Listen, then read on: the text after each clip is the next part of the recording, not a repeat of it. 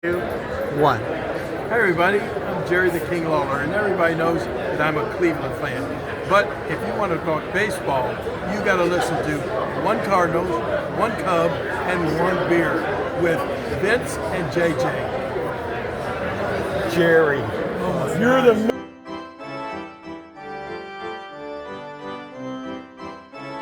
Welcome to episode 155. That's 155 of One Cardinal, One Cup, and One Beer. We are so excited because I've discovered crack. hey, riding the snake. I am so hopped up on crack, I forgot my hat. Man, it's This been is a wild day. Done a show without a hat. You probably didn't know if I had a You top. look good, Vince. You look good without you. You can go either way with the hat or without the hat. I have to wear the hat. I look so old now. And when I look at myself and I see all the gray hair, it's like, gosh, what happened? I am I don't 30 know. years old. I don't get this. It's been a rough life. I am not on crack, by the way. I do not do drugs, but I my sister had a friend in high school, and she started going gray in high school, and then when I was in my 20s, my ex-wife and we had a friend that was a couple, and she started going gray at about the age of 23. So, man, I didn't start going gray until I was like late 40s, so I should just be happy. Steve Martin, he went gray in his 20s, I believe. Yeah, it Yeah, happens to it some can happen to anybody. Yeah. Yeah, but I've never colored my hair. Um, No. but I've never done the beard thing. I just my wife's got to put up with me looking like an old man. That's just how it's going to be. You remember a product called Sunnin? You spray it in your hair and in the summer and you're out there in the sun. When I was in the Navy, we were outside all the time and I put a little Sunnin in my hair and it turned it like an odd color. I was like Auburn or something. I don't know what the heck. So it was a disaster. It was a disaster, Vince. But I was out in the sun. I thought, what the heck? I'll get a tan. And, but it didn't work. When I was growing up, I had two older sisters. One's only 13 months old. The other's a couple of years older than me. And everybody in my family, my mom, my dad, my two sisters had brown hair and brown eyes. And I had blonde hair and gray eyes. And my sister used to tell me I was adopted. And she had me believing because I didn't look like anybody else in my family. And then when I hit puberty, my hair started getting dark. And I always, no, I want to be blonde. I want to look like David Soul. Hey, David Soul, don't give up on us, baby. Yeah. I went to kind of a brownish, dirty blonde hair, and now it's just this white gray stuff. Got it going on. Yeah. Yeah, as I was telling JJ before we started recording, I've been doing a project in the basement. I got really dirty, and so I've done a shower, and that's why I forgot my hat because I forgot to put on a hat after the shower. And I'm also wearing my pajama pants. But you're lucky.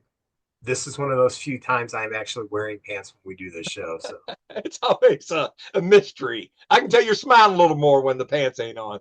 Yeah. I'm free. Yes. Remember to like us on Facebook. We really appreciate that. And those of you who are watching on the YouTube channel, please make sure that you subscribe to our channel so you can have our information as soon as it drops. Leave comments on there, like things, because anything that you do to interact helps the algorithm. And that's how we are eventually going to make our millions.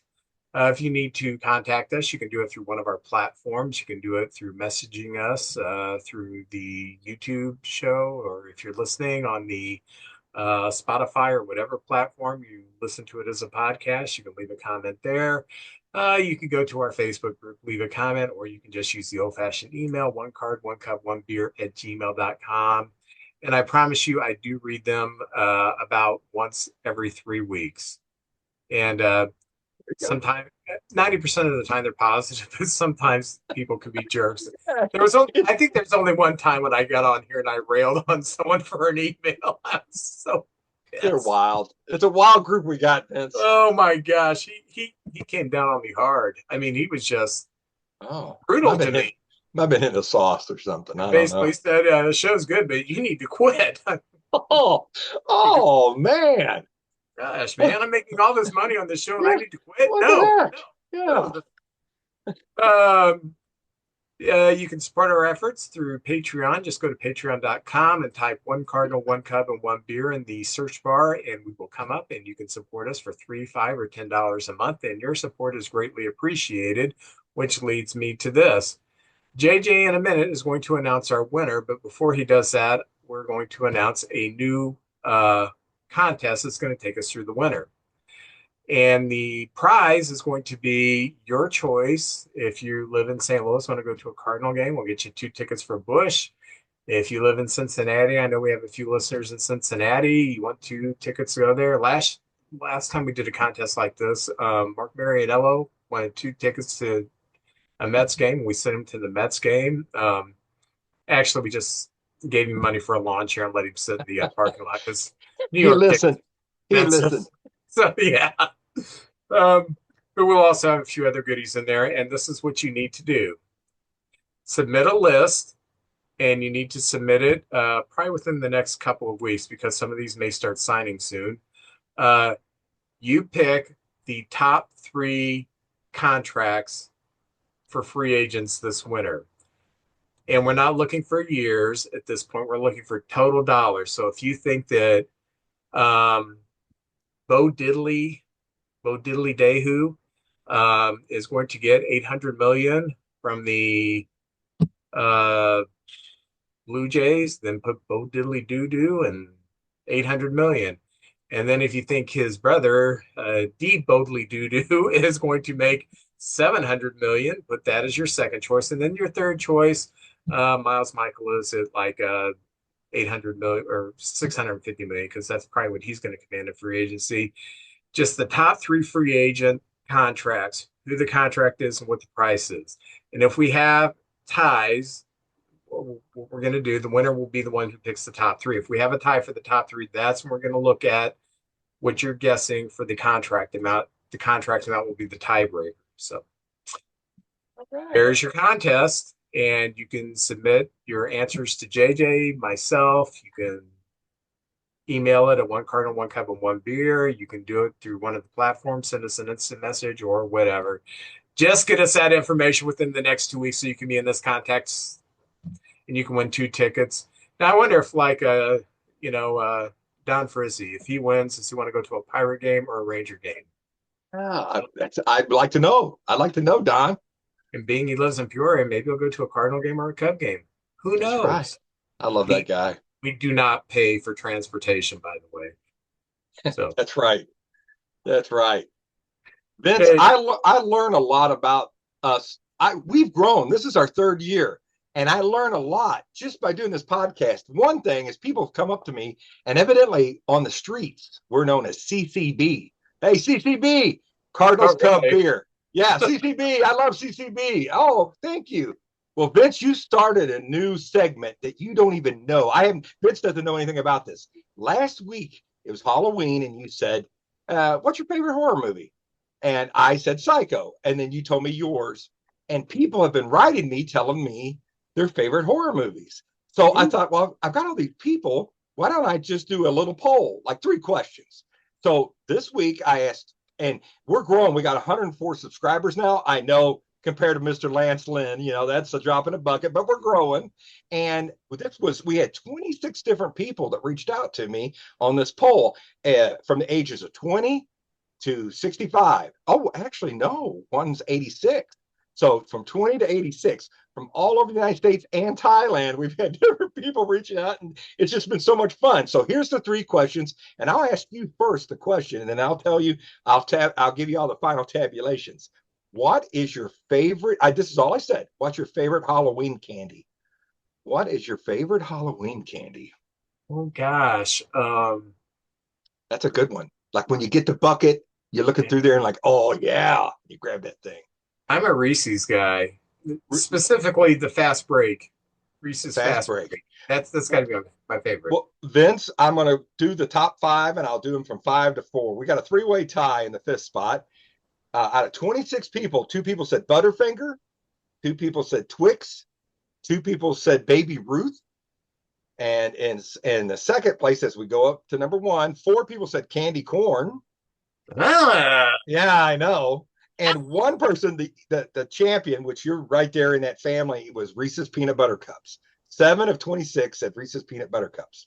Now mine's Milky Way, and I was the only one. And we've had some odd choices here. And what's odd is some of the most liked is also on some of the most disliked on the other side. So, what is your least favorite Halloween candy you ever gotten?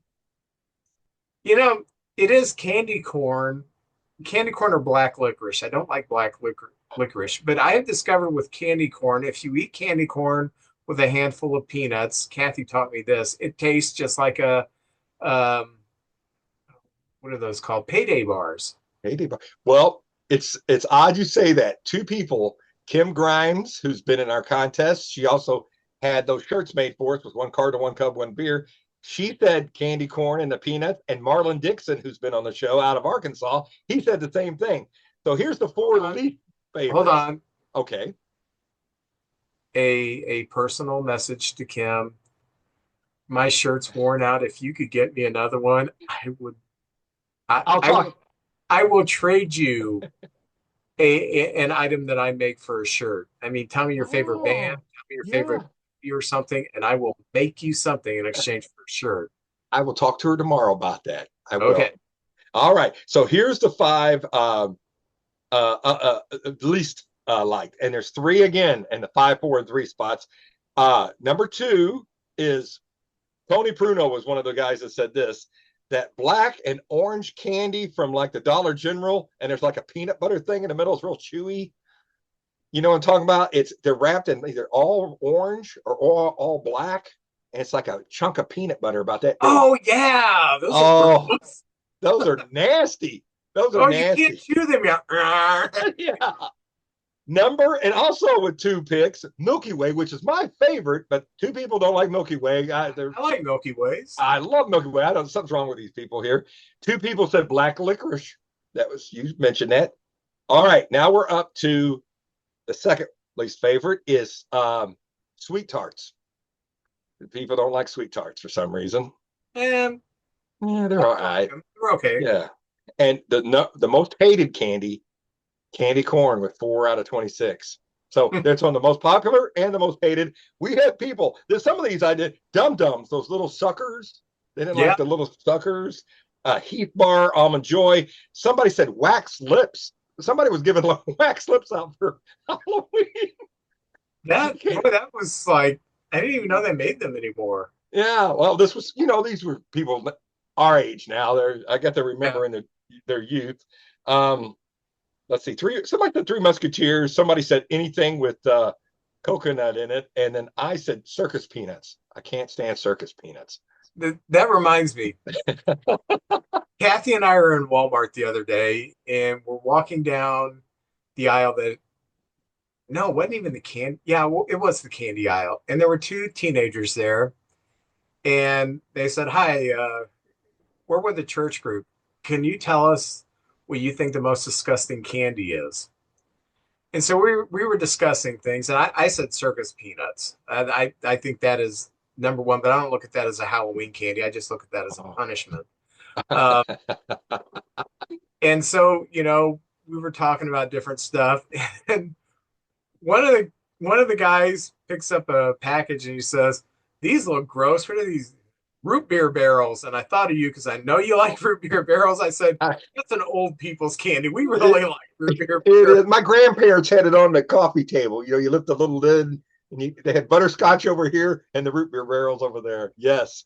But if Circus Peanuts want to sponsor us, we like Circus Peanuts. All right. We'll whore ourselves out. Circus Peanuts. So the final category, and everybody had such a fun time doing this. And I don't know if this catches on. I mean, everybody had a good time. I had so many people coming up and say, "Hey, can you do my favorites?" And I said, "Sure." So I talked to veterans, people I work with, kids. I talked to my family. I talked to everybody I talked to on the internet. I threw that question out and got some great answers. But now the movie, which was your thing you asked, we only had out of 26 people I said Halloween movie or horror movie. That's all I said. And 26 people had answers, and we only got 2 movies with more than one same response. So would you Really? care to would you care to guess either one of those? Halloween? Halloween was picked, but not only one person picked Halloween. Oh. Uh, Probably like a classic like Dracula. You know what? Nobody picked Dracula. Here's the 2 with 2 picks, and the 2 people who said this were like the sweetest ladies. They were both, I'm going to say they're both probably 45 years old, in that range.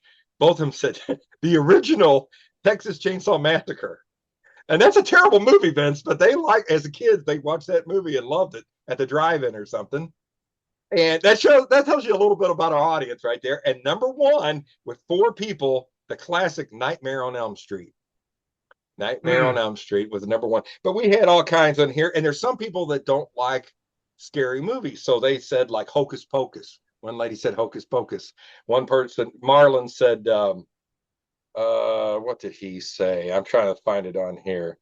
It was kind of a comedy. Oh, somebody said Scary Movie, and we had Tony Pruno said Jaws, Hell Night, Evil Dead, Omen. Oh, Marlon said Young Frankenstein. He loves Young Frankenstein. Frankenstein. Frankenstein. So that was really fun. So maybe next month I'll do another little poll sometime in the middle of the month, and it be Christmas themed perhaps, and we'll put that out there. So that's our new little segment, the CCB poll right there. Okay. A beer poll. JJ, tell us who won the contest. All right, we had it down. We had 18 people start out at the starting line, and each round we lost a few. It came down to Chris Lodike and Larry Wildy. I just saw Larry the other day, and Larry picked the Dodgers to beat the Yankees in 5 games. So he had the Dodgers, and he had 5 games. That was a tiebreaker, and then the opponent was the other tiebreaker. But Chris Lodike said the Dodgers over the Yankees in 6 games. So they both picked Dodgers, and it went 7. So Lodike was closer. So Chris Lodike will win. I'm going to send that to him. And he says, as this minute, he'll be on the show next week to gloat and do some more predicting for us. All right, there we go. Congratulations, Chris, and I can't wait to meet you next week as you gloat and just how I would do, I won. So JJ, the MVP, Cy Young, Rookie of the Year, and Manager of the Year finalists have been announced. And in the National League, we have Ohtani, future Cub Kyle Schwarber. And every time I say that, they never come to the Cubs. I know, but maybe one time it'll finally come true. And Juan Soto. I know Schwarber had a heck of a year, but Soto had a great year too, but it's going to be Ohtani. Yeah, I mean that guy. I'm telling you what, people want to. One thing I hate is, well, I don't hate it. It's fun, but people want to say this is the best of this. This is the best player that ever existed. He's got a long ways to go, but he's on that trajectory of Bruce and Aaron and those guys and Mays and those kind of people. I mean, I won't say he's the greatest, but in the game right now, him and Judge are kind of head and shoulders above everybody else. I love watching the guy. My gosh. But yeah, I'm with you, Vince. If I had a vote, I would vote Ohtani for the National League MVP. In the American League, the finalists are Judge, Raleigh, and Jose Ramirez. Who do you like there? Well, I love Jose Ramirez, but he's kind of the stepsister in this one. He's back there in 3rd place. I'll be honest, I've looked at this over and over. Both of them had incredible years, but Vince, Aaron Judge, I think if you compare everything, and I know Riley plays catcher. That's the thing that kind of is the great equalizer. But my gosh, Aaron Judge had an incredible year. I don't know. If you catch me on a Monday, I'll say Riley, and you catch me on a Tuesday, I'll say Judge. I don't know. It may come down to a coin flip, but I kind of lean towards Aaron Judge a little bit on that. Yeah, I think Judge has clearly had a better year. Raleigh, particularly the second half, he still had his home runs, but his average was down. He didn't win the Gold Glove this year, which means he's not going to win the Platinum Glove either. So I didn't look at his metrics, but apparently he did not have his best season. Probably had a great season, but he didn't have his best season defensively. The only thing I can see is maybe uh, he gets enough votes because people are a combination sick of Judge and think it's a better story with Raleigh uh, taking this team to the deep playoff run. But oh, in the Cy Young finalists in the National League, we have Christopher Sanchez, Paul Skeens, and Yamamoto. Um,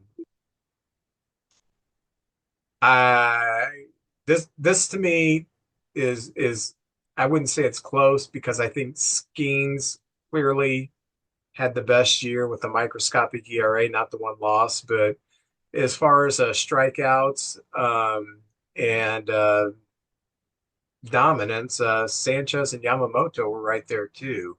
Yeah. But Skeens was just, his ERA is like a half a run better than those two, and I still got to go with ERA.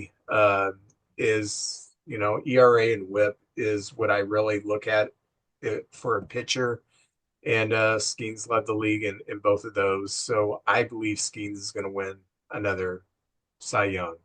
I think from beginning of the season to the end, Skeens was just strong all the way across there. If they didn't have Skeens, good Lord, they might have a White Sox type of a season. Yeah. Sanchez came up big for the Phillies with their two top pitchers that's carried the team for years and years. He had a really, really good year. And Yamamoto kind of started out April, May, just kind of coming along. But as the season went, I just think he got better and better. And now, if they voted on this after the World Series, it might be Yamamoto, but they Yeah. vote on this before the playoffs start. So I'm going Paul Skeens too on that one. Yeah. And I have a theory why Yamamoto pitched so much better the second half of the season, or well, got progressively better. The baseball is a little different than what they use in the Japanese league. And for some pitchers, it takes a little time to get used to that. And it seems like he's gotten used to that. The splitter is such a field pitch compared Yeah. to, your basic fastball, curveball. You know, it's such a it takes such a skill to throw a splitter because that is the most unnatural thing to snap your wrist down and get that spin on that ball. But I think once Yamamoto threw the ball enough, got used to the ball, just dominance. But I think it's going to go to Skeens. In the American League, the finalists are Hunter Brown. And I got to turn this over. Come on. There we go. Hunter Brown, Garrett Crochet, and Tarek Skubal. Um, I like Skubal to win his second. I think he had the better year, and he's the American League version of Paul Skeens. Just you know, just a just better than everyone else right now. I'm going to try to go see him pitch somewhere next year. That was a goal. See Skeens, and Brody said, "Let's go see Skeens and Scooble pitch next year." And I said, "All right, challenge accepted. Let's do that." Garrett Crochet had a great year with Boston. Led the American League in strikeouts. But if you look at all the categories that are important, ERA, everything, Scooble, I think he's just, like head and shoulders a little bit better than everybody else. But if there's anybody coming to second place, it's Crochet. But it was a good year for both of them. But if I could start a team with a pitching staff in the American League, I would take Screwball. Yeah, me too. Rookie of the Year, National League, Drake Baldwin from the Braves, catcher for the Braves. Durbin, third baseman for the Brewers, and Cade Horton. This is clearly going to be between Baldwin and Horton. And I'm going to be a homer. I'm going to say Cade Horton.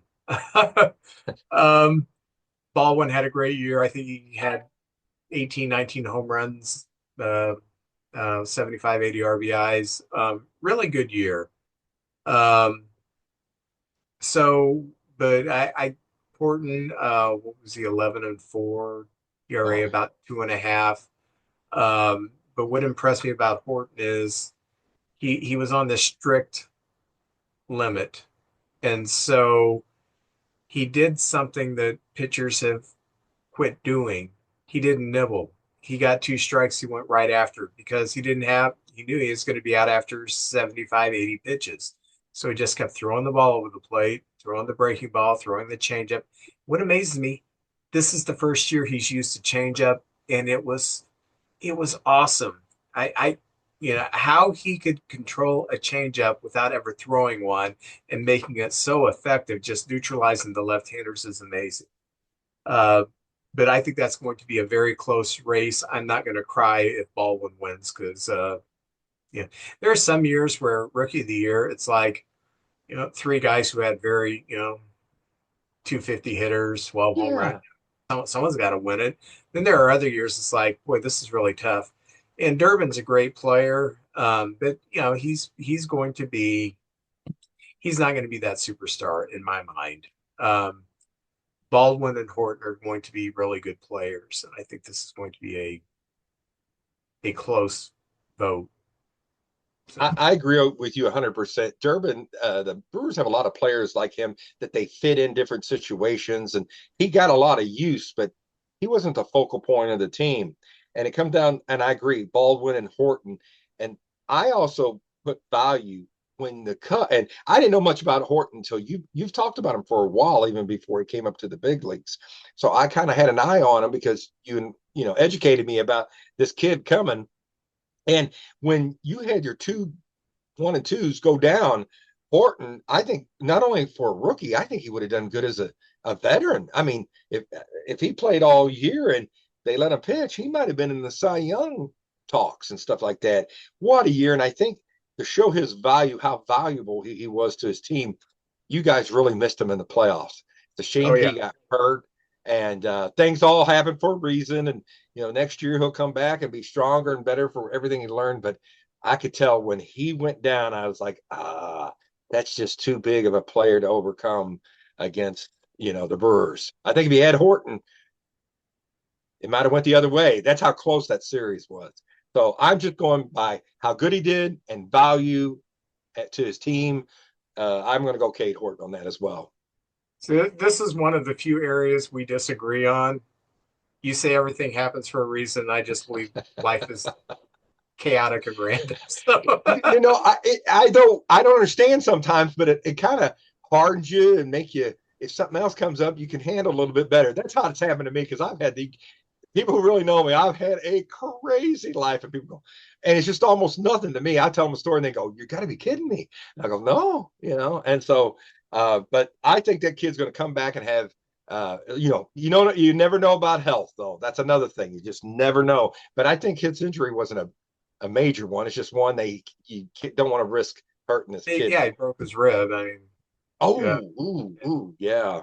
did it coughing and Ah, I think of George Springer. I always think that guy took one in the knee, had an oblique, and then he's back out there playing. I'm like, good night. That guy is just double tough right there. yeah, he is. In the American League, it's Roman Anthony from the Sox, Nick Kurtz and Jacob Wilson, both from the Athletics. Um, Up until Jacob Wilson got hurt, I would have said Jacob Wilson. But when Jacob Wilson got hurt, that's when Nick Kurtz caught fire. And for the second half, besides Aaron Judge, he was the best hitter in the American League. So, and Kurtz, popped like 35 home runs, and Wilson's not really a home run hitter, so I think it's going to be Kurtz, but I think Wilson will come in second here, so that's good for Yeah. the A's. Oh my gosh, having those two guys, I kind of sit back and go, could this be the 70s again? They're bringing up all these young players, and they're all kind of going to mature at the same time. Of course, we thought that with Toronto and Baltimore, and Houston, of course, Houston did come up and do that. And Chicago, all these young guys coming together at the same time. This could be something special. Vince, I really liked Roman Anthony, although he didn't start the year in the big leagues and he got hurt. But when he was out there, he was phenomenal. But Kurtz played the whole year, had a great year. And same with Jacob Wilson. If he played the whole year and just stayed at the pace he was going, I think he would have won it. But I'm with you. Kurtz had what a year that kid had. And he's young. He's going to be fun to watch for years and years. But I put him down at the American League Rookie of the Year. Yeah, I am so glad we played them like the fifth and sixth game of we played them very early, and they were terrible then. And then as the year went on, they started gelling and they became a tough team to handle. So I'm glad we got them out of the way early. Oh, yeah. Man, they're talented. Very talented team. For the manager of the year, Terry Francona from the Reds, Murphy from the Brewers, and Thompson from the Phillies. And I don't even think this is close. Murphy's going to win it again. Yeah. Nobody, I mean, everybody, we always had like a round table. Everybody said Cubs. Everybody kind of wrote off the Brewers. They lost some key players, and here they are. They just keep rolling. He does a great job, and man, he could run for election up there in Milwaukee and win. They love him up there. So I'm with you, Pat Murphy. The other two guys, I mean, Francona got the Reds into the playoffs, and that's a major accomplishment. And I mean, Rob Thompson, that's a star-studded team. They're getting a little long in the tooth, but Pat Murphy, I'm just amazed how they just lose their best players and they just keep rolling, and they've got some good prospects coming too. Vince, that they could be good for a long, long time here. So I gotta go Pat Murphy again.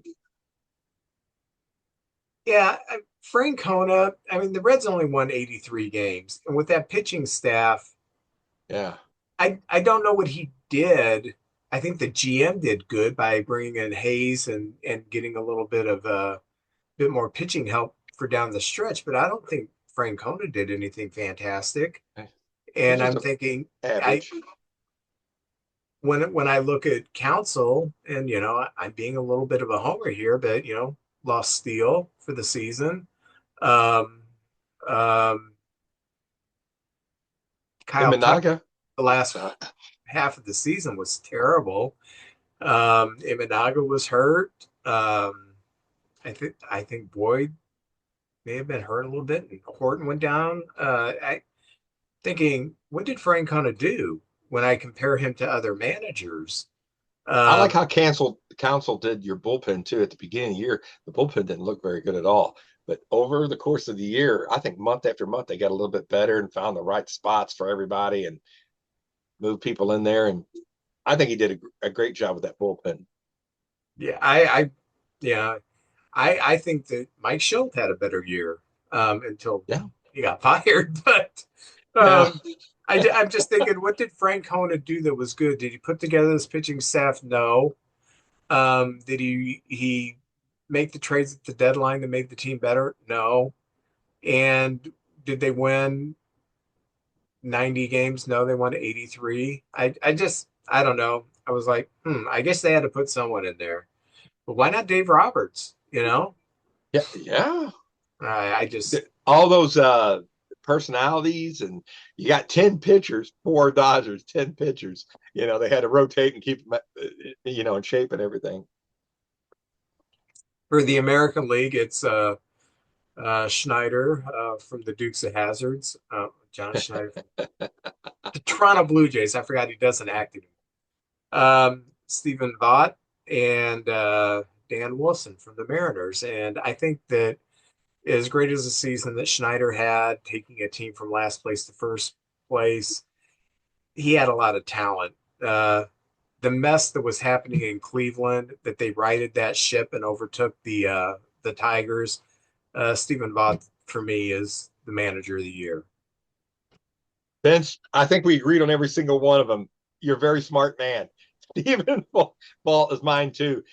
They thought they were dead in the water. They lost some of their players too. It's hard for Cleveland to keep their talent, And I know Bieber left. I can't think of all the players they lost from the year before. Oh, Naylor, the first baseman Naylor. They still have the brother at catcher. But yeah, he lost a lot of talent. And, people were already wanting to give the Tigers the division in June, and they were way ahead. Oh, I And was here going come to the division. Yeah. yeah, it looked hopeless for all the other four teams, and then here comes the Indians or the Guardians, and they just snuck up. I would have thought if anybody, it was the Royals who would have come in there and caught them, but it was the Guardians. So good job, Stephen Vogt, man, and they love him up there too. So that was fun watching that. That's a great story for the year this year. And the Gold Gloves were announced, and we can both be happy here. Yeah, First base, Matt Olson, Atlanta. Second base, Nico Horner for the Cubs, winning his second. Um, First Gold Glove for shortstop, Mason Wynn. Good call. Um, and I'm not just saying this. He was the best shortstop I saw this year, and I didn't even think it was that close. He was, wow. Third base, the I guess the 2020s version of Nolan Arenado, Brian Hayes, just kind of give it to him before the season starts. yeah, And in the outfield, Ian Happ won his fourth straight because he can at least catch a ball, whereas a lot of left fielders can't.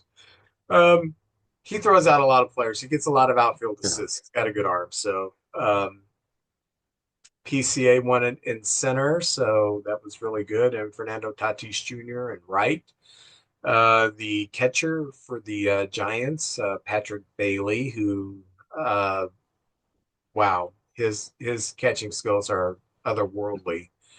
Logan Webb won for the pitcher, and for the utility, Javier Sanoin.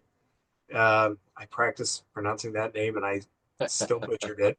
From Miami, he won the utility player, and he played both the infield and the outfield. So very good. Congrats to them. Anything you want to add? No, none of these are really surprises. I thought that Patrick Bailey, I love it, from San Francisco. They had Joey Bart, who I thought was going to be the next big catcher, and then little did I know when they traded him, I was like, why are they getting rid of Bart? It's Bailey was coming, and I did not know that.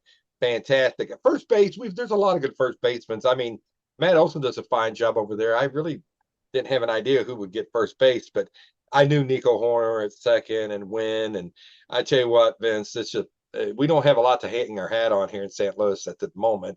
But Mason Wynn's only a 23-year-old kid too. I say kid because I'm 61.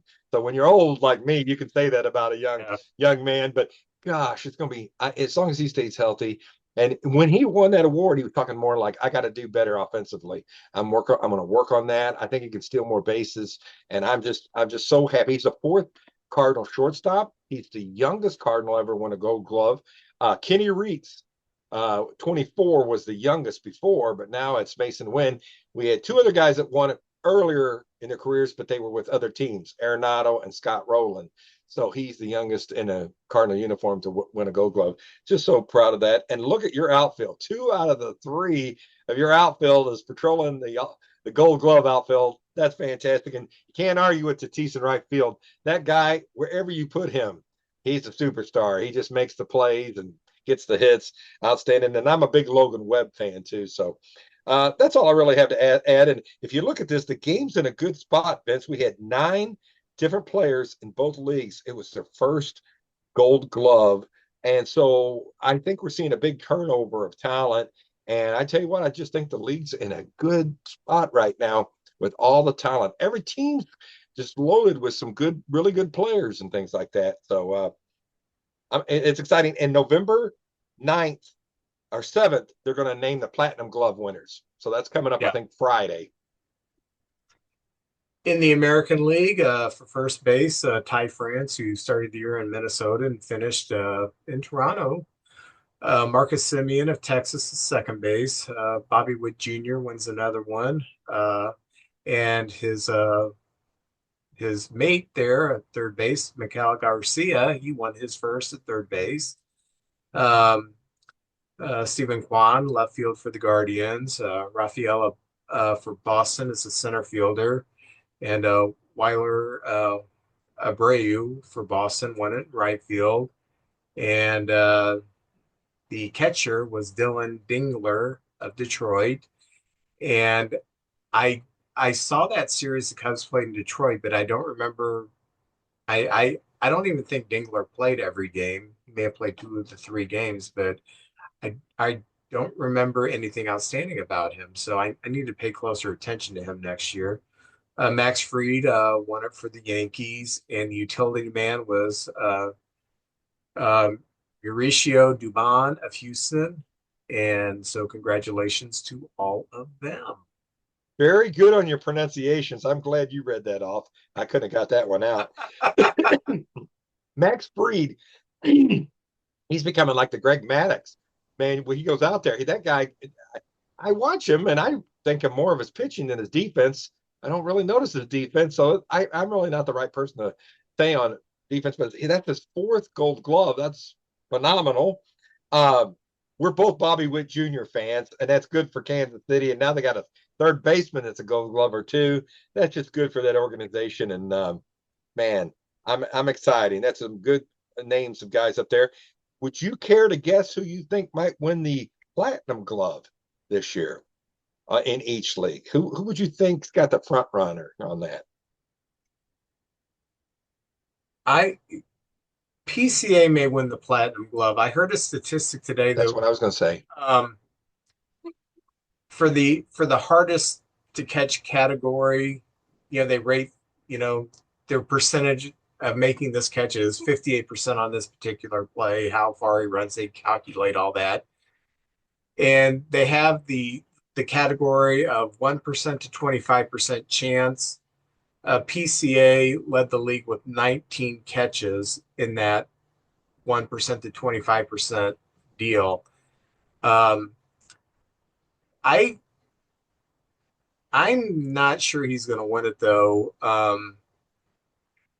I Patrick Bailey's Oh, really he's a good one. he He's a is good one. good. Um, Wynn is really good, and Hayes is really good. Oh, yeah. Hayes is So good. um, I don't know who's going. Warner's really good. Okay. Um, but I think it's going to come down to PCA and Bailey because they seem to be a I little bit agree. above the league right now. In I the agree. American League, I just haven't seen any of these enough to really make a guess on the Platinum Glove. So I'm going to say Bobby Wood Jr. Yeah, that's who I'm hoping. That's who I'm Yeah, hoping. that's the Uh, hope. So Vince, I'm going to say PCA in the National League because watching the year when I basically you see the highlights, and on Sunday morning they do the 100 best plays of the week. And I'm telling you what, PCA's in more of them than anyone else. And I have to say, I love this guy's enthusiasm. It doesn't seem like he takes a day off. It seems like he's on 100 of 100 and enthusiastic. He gets out there and he's gung ho. He's firing the ball around. He makes good decisions. Goes to the right base, and man, holds up when you never see PCA dive for a ball and it gets behind him and goes to the wall. And if it does, he'll get up and run after it. I've seen a few players that just, all right, right fielder, go get that ball for me. That guy is just, I think we're seeing a superstar in the making right there. I think he's going to get better and better and better. And his home runs, my gosh, I know we're talking defense right now, but that PCA is something else. So I'm going to go PCA and Bobby Witt Jr. Maybe I don't have all the stats in front of me, but I think that's who I would like to see win the Platinum Glove this year. yeah, I never saw Willie Mays play, but I the first player that I really latched onto through reading books was Willie Mays. I was in fifth or sixth grade, and we had a Willie Mays book. I'd read other baseball books in our school library, and Willie Mays book just like captivated me. It was so good that I read a different Willie Mays book. But the both of them talked about um, how he, at the crack of the bat, he just understood where to start running. And I don't think I've ever seen that except for Ken Griffey Jr. seemed to do that. There were times that, oh, that's a hit. And no, Ken Griffey Jr.'s running it down without a problem. Um, I've never seen a Cub do that, and PCA just I'm just now I'm surprised when he doesn't catch a ball. Ain't that the truth? Like, my gosh, because at first, I watched a lot of baseball, and there'd be a ball out into the gap, and I would think, oh, that's going to be a hit, or someone's going to have to dive, and all of a sudden he just starts gliding in, and he's catching. Where did he start at? And yeah, it should have been a hit. Yeah. So So he's not even in the picture, and all of a yeah, sudden here he comes, out of nowhere. great player. But it's Uh, kind of sad. We always talk about how we go through a little depression when the season's over and everything, but it's almost like the seasons. We lose a few, we gain a few new players, and a few go. And just to name a few that are not coming back, Clayton Kershaw. I know he announced his retirement at the end of the year, and he got a world championship. And yeah, it's been fun watching that guy. What a class act! And I know he probably played a year or two, maybe a little longer. I tell you what, if somebody's going to pay you and you don't want to, and you still want to stick around, as long as somebody's willing to want you on their team, I'd stay out there too. But man, he was so good for so long. Um, Michael Taylor, who was with the White Sox, he was kind of claimed to fame was with the Nationals and won that World Series out there. He's going to be retiring. Kevin Pillar from Texas. Kyle Gibson from Baltimore, who I think kind of hung it up at the end of the year anyway.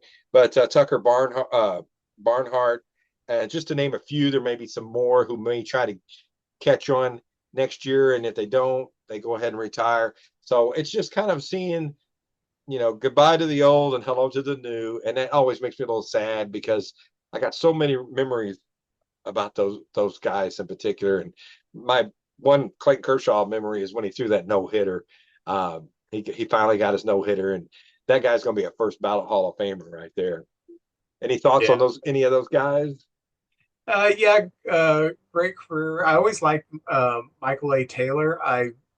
Defensive specialist with speed, was not a great hitter, but he played hard, and I thought he was an asset to any team he went to. Um, of course, Kershaw, Hall of Famer, and I do remember that no hitter. I used to do this. I would watch Dodger games just to hear Vin Scully. I Yes. and so um, I would just when I would go to bed, I would turn on a Dodger game when they were at home, and I would just listen to Vin Scully. And one of the nights I turned it on is whenever Kershaw had that no hitter with I think 15 strikeouts, and I've heard it's rated the second best game next to the Kerry Wood game. Um, Maybe. so they have a Yeah. way of measuring these. So that was memorable to me. And Pilar, Tucker Barnhart. I don't have Tucker Barnhart spent what 2 years with the Cubs, and he was at the downside of his career. And so my best memories of him was when he was at the downside. But he was really good with the Reds. Yes, he Great was. catcher. Um, Kevin Pillar. Some players are gone but not forgotten. I think he was forgotten but not gone this year. So, I didn't even know he's still in the league. So. That should be a bumper sticker right there. That's a good one. Uh, few transactions. The Tigers signed Tomas Nido to a minor league contract. I only bring that up because last year, not this past year, but last year, he had a little stint with the Cubs, and he's also played for the Mets, and he's had a pretty good career. So I'm glad that the Tigers. He was with the Tigers organization last year because when me and Max and Kathy went to the Omaha uh, game, they were playing the Tigers AAA team, and Tomas Nido was playing. So, Oh, you know, the Reds signed former Cub pitcher Keegan Thompson. Keegan Thompson came up at the same time as Justin Steele, and Thompson looked like he may be the one to break through at first. And it was Steele, and Thompson's kind of been up and down. And the Cubs traded Andrew Kittredge back to Baltimore, who they got at the trading deadline for cash. So that makes me think that Baltimore's said, hey, we're not going anywhere this year. We'll trade him at the deadline, but we want him back. And the Cubs said, okay, we're just going to take him and then we'll trade him back to you. I don't know if that's legal, if they can do that, but that's what it appears they did. And Kittredge was pretty good for the Cubs. He was good with the Cardinals too. Always liked that guy. Threw strikes. I do have one obituary. Yorvis Medina has passed away at the age of 37, and most people probably don't know him. He played from 2013 to 2050, mostly with Seattle, but in 2015, the year the Cubs made the playoffs, he did pitch a few games for the Cubs. He was acquired and didn't do much for the Cubs, but he he had to retire early because of injury, but it's a short 3 year career. He pitched in 146 games in the major league level, all of them in relief, and had an ERA of 3.08. That's a very effective pitcher. Yes, it is. And that just shows you how fragile the game is. There are times when you're a young guy and, you're getting off to a great start in your major league career, and then injury issues pop up and you're out of the game by your late 20s. So he's passed away and he will be missed. So, JJ, did you watch any of that? World Series, that's what they call it. Yeah. Vince, each game I got more excited by it. It was like two boxers. It was like Frazier and Ali, and one would have one on the ropes, and so many times you'd think, oh, they got him this time, and they'd get out of it. And it's like Harley Race and Ric Flair, count of two, and third, he kicked out. It was just incredible. And gosh, everything goes back to wrestling for me. I'm sorry about that. But I absolutely loved it. And I'm a Cardinal fan, so I could watch this year without losing all my fingernails from chewing on them and worrying so much. I didn't have a dog in the fight. I just absolutely, all the rounds, I enjoyed all the rounds. And Dodgers had to play an extra round that the Blue Jays didn't. We've got 18 people in our contest this year. Nobody thought Toronto would get to the World Series in our contest. And they had a very good year and had a fight in that American League East. Vince, what I noticed too, I did a little research, and the Game 7 got a rating of 25.5 million, but it peaked at 31.5 million. Now, I don't know if that's good or bad or a sign of the times, but that's pretty good. But compare that to the NBA Finals last year. They just got 16.2 million on their Game 7. So everybody talks about how great the NBA is, but baseball almost doubled that. So baseball's in a good place right now. And I'm telling you what, so many stars. Vladimir Guerrero has always been a very good player, but he's kind of gone to where everybody thought he could be. That Toronto team, the pitchers, the bottom three in the Toronto lineup, you couldn't get those guys out. Where I never knew about these. Clement, he got 30 hits in the postseason. Anderson Barger, I knew the name, but Vince, that guy's got a cannon for an arm. The Dodgers would not run on him. Will Smith, Vince, I think if this guy has a 17-year career and doesn't get hurt, he's going to be the fourth Hall of Famer in that lineup. Will Smith is an incredible player. Yamamoto pitching 2 complete games in a row and warming up in that 18-inning game. That guy, I tell you what, these guys wanted to win. It wasn't about like, hey, I pitched, get somebody else. In that 18-inning game, Vince, I looked out there in the bullpens. There wasn't a living soul out there. It was just empty cups and chairs out there in the bullpens. They left it all on the field and gave you everything they had. I hated that somebody had to lose. And the Dodgers, there was 2 times in the last 2 games where the Blue Jays could have won it, and it came down to a play at the plate. And did Will Smith get his foot down in time? And there was a play at first where the pitcher had to turn all the way around and barely got the guy at first. I mean, it had everything you could want in a World Series. And some of these names of players I didn't even know. And now I'm a fan of these guys. And Also, Vince, I want to say Major League Baseball did a really good job with their video montages. It seemed like the NFL films. They put some really cool music to these montages, and like it starts in the springtime. You know, it was like Harry Kalas talking, and they showed the players and some of the key plays of the year.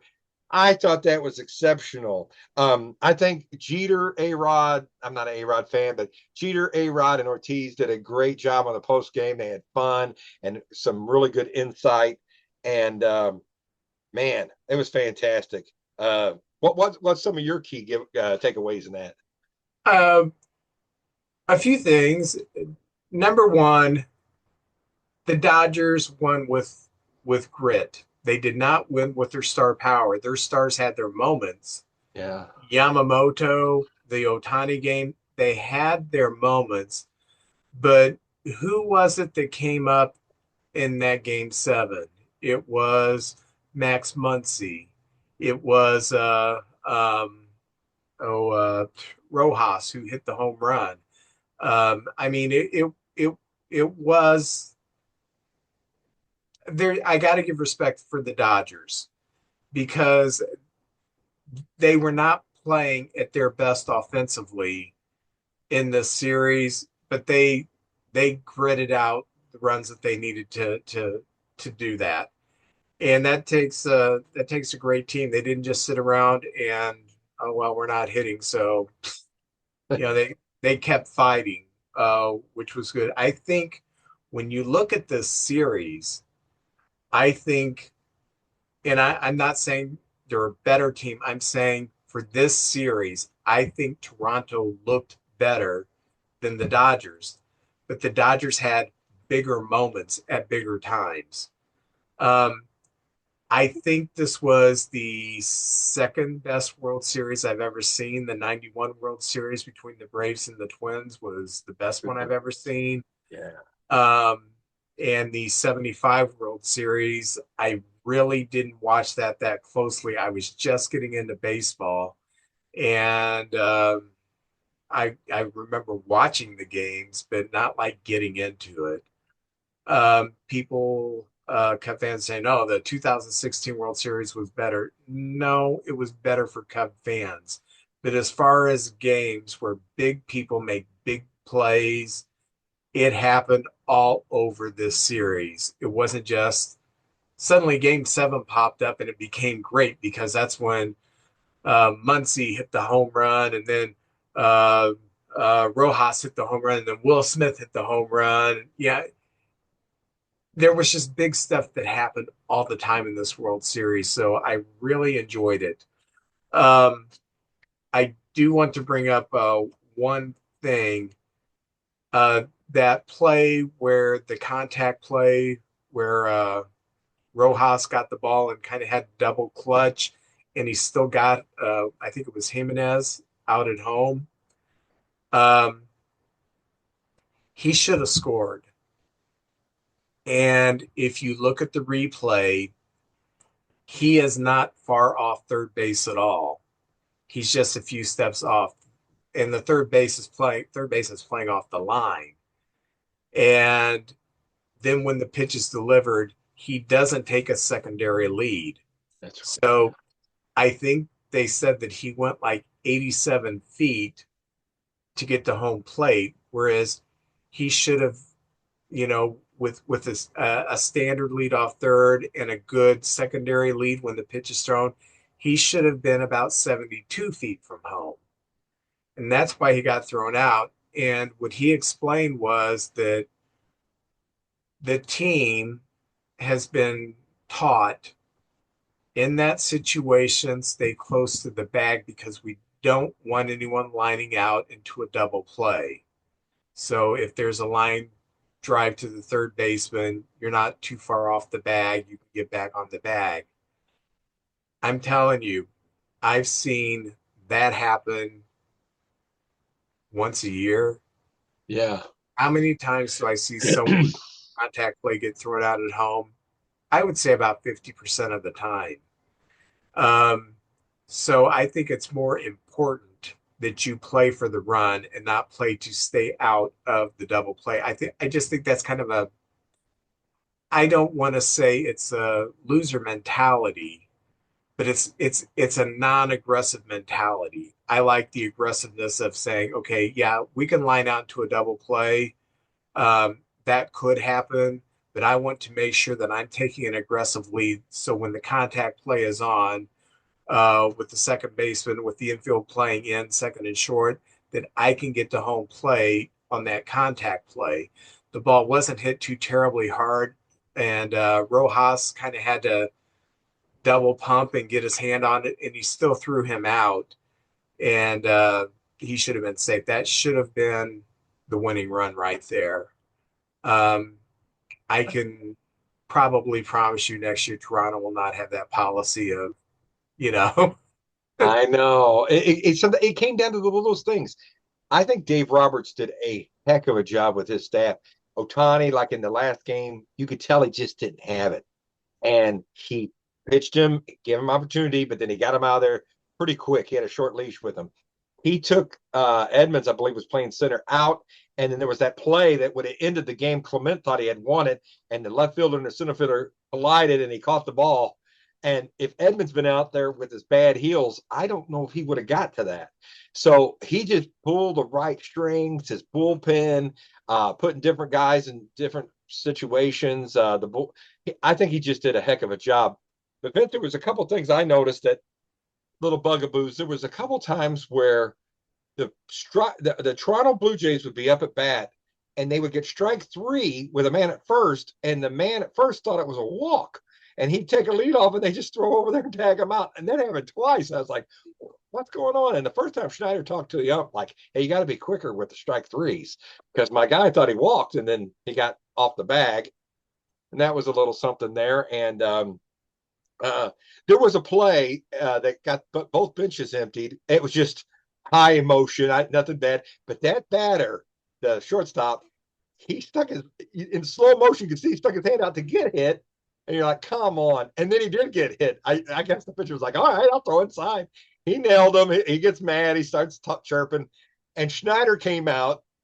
You know, everybody's out there, but he went over and talked to Freddie Freeman. He goes, hey, Freddie, everything cool? It's just, we're getting no problems. And, Freddie Freeman's like the nicest guy in the world. And like, hey, don't worry about it. And it kind of went back to the game. But those emotions were sky high. But Vince, I don't know if I should even say this, but, baseball does a thing. MasterCard stand up for cancer. God love them. It's wonderful. They all stand up. It's a silent. They sort of do it during the commercial break. But then they said, and they stopped the game. And then they said, and now the Jonas Brothers are going to sing a special song during the game. And I was like, what the heck's going on? Is the captain and Tennille not available? The Jonas Brothers. And then you got this silent moment where everybody's almost in tears and having a loved one's name. And then it goes to the Jonas Brothers up in some room, and everybody's like doing this, the Jonas Brothers singing some song. And I'm like, what the heck's going on? So I sent a letter in. I said, hey, what's going on with this concert? You stop the game. And they go, for a commercial. And they said, this is not a commercial. This is a baseball. What did they say? They said, this is a part of the game. This is the heritage of the game that we do this every year. And I'm like, you can do this before the game. You can do this before the game. So stopping in the middle. And I remember after that, the Dodgers took charge and won the game. So I'm not blaming it on that. And, hey, MasterCard, God love you and cancer and all that. But the Jonas Brothers putting on a song to promote a new album, that's kind of over the top right there in the middle of a baseball game. Yeah. So that's my only complaint about that whole thing right there. One more thing I do want to say. I was very impressed with Scherzer, clearly not having his best stuff, but going out there and gutting out 4 1/3 innings and only giving up 1 run. I was really happy to see that. Yamamoto with the 2 complete games, then comes in, pitches 2 2/3 to get the victory for the last game. Was awesome. And then I was listening to a podcast the other day, and they were talking about the 18 inning game and how Otani, they asked him something. He said, what are you going to do? I said, I'm tired. I want to go to sleep. I didn't know this. Otani sleeps 14 hours a day. 14 hours. He's awake 10 hours. And that's part of his regiment. He thinks that's his superpower, that he gets enough rest, that he's at top physical condition when he's awake to focus on baseball. Okay, I'm thinking about me. I have to take a gummy every night to get 6 hours of sleep. How in the heck does this guy sleep for 14 hours? I don't think, aside from being sick, I've ever slept 14 hours. And I know this, even when I was sleeping at my best, and I've always had trouble with insomnia, I think 8 hours is my top. I can sleep. And it's been a couple decades since I've gotten 8 hours. I generally, anywhere from 5 to 7 hours is what I'm going to get. I don't know how this guy stays asleep. What's he do? I think he eats, sleeps baseball, Vince. I think he stretches. I don't think he goes out with the boys and goes drinking or anything. I think he just, eats nutrition, the best, works out, stretches, and just it's baseball all the time. And God love him. I'm glad there's people like that out there. I'm not one of them. I mean, I have a little life, but after being in the Navy, if somebody opens a door in the house, I can tell. I can just feel the air pressure change. I wake up. So I'm like you, Vince. I don't get a whole lot of sleep either. But for this podcast, I get an extra hour of sleep just so I'm ready for you. I'm up there on the Vince Opera level right there, ready to go. Yeah, it's like the other night, we gained an hour's sleep. Still awake at 3 in the morning. You didn't get that extra hour, huh? Anything going on with the Cardinals? Just a few things. Heim Bloom has come in. He's taken over, and he hired two new people, an assistant GM. His name's Rob Cifello. And then, so he'll be there. There's about 7 people they brought in from other organizations, the Indians, the Pirates, all over the league. And these guys are like our new brain trust. And I think that's what the Cardinals are going to do. They're going to focus on their minor leagues, which since he's been there, he was working in the minors last year for folks.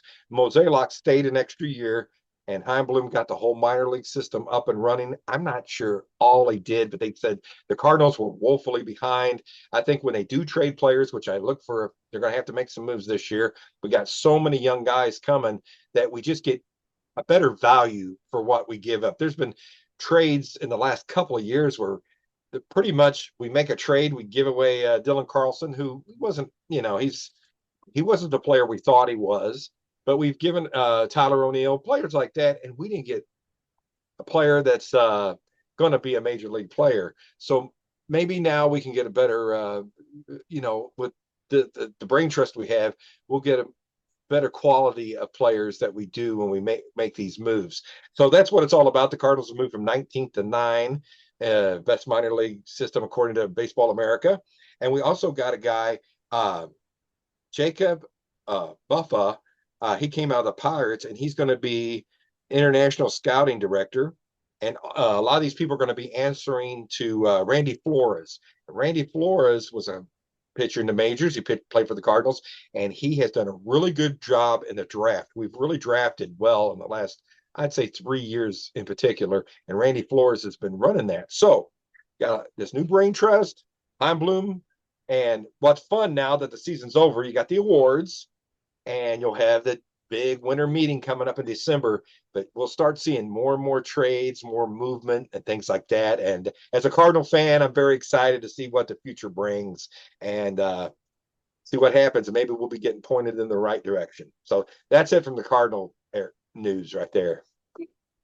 Okay, a couple things with the Cubs. The Cubs are indeed eyeing Kyle Schwarber, and Kyle Tucker is obviously not eyeing Chicago.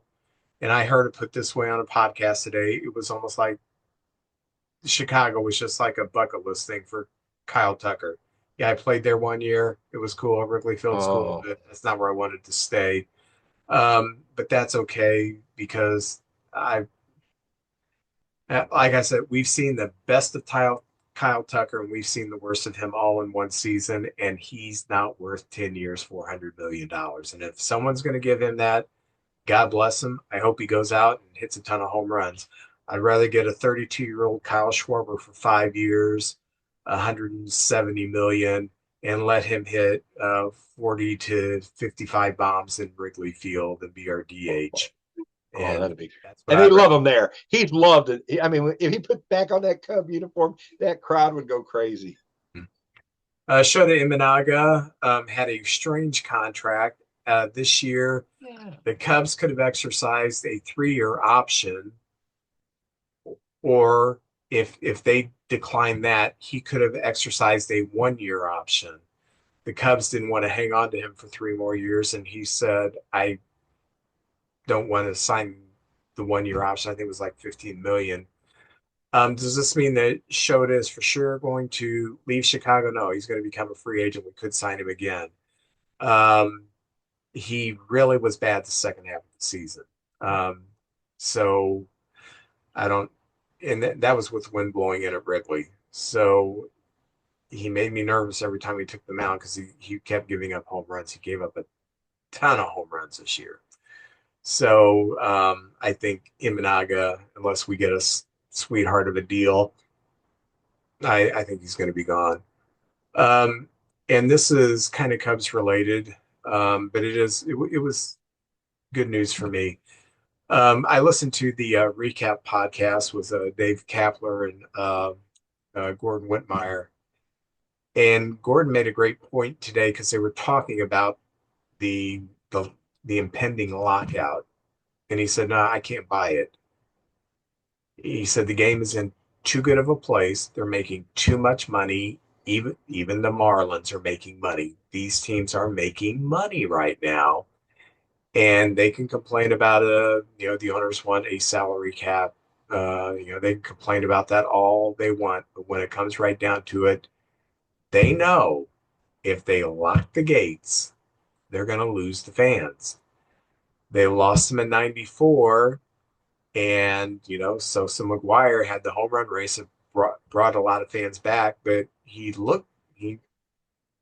what happened during that time is that's when Michael Jordan in the NBA went past baseball, and baseball has still been behind NBA basketball. And this is the first time in years that the median baseball fans' age has went down. So the interest in baseball is actually getting younger. These are not stupid people. There's going to be a lot of bluster, but he said, I cannot buy that there's going to be a work stoppage because at the end of the day, they're all making their money.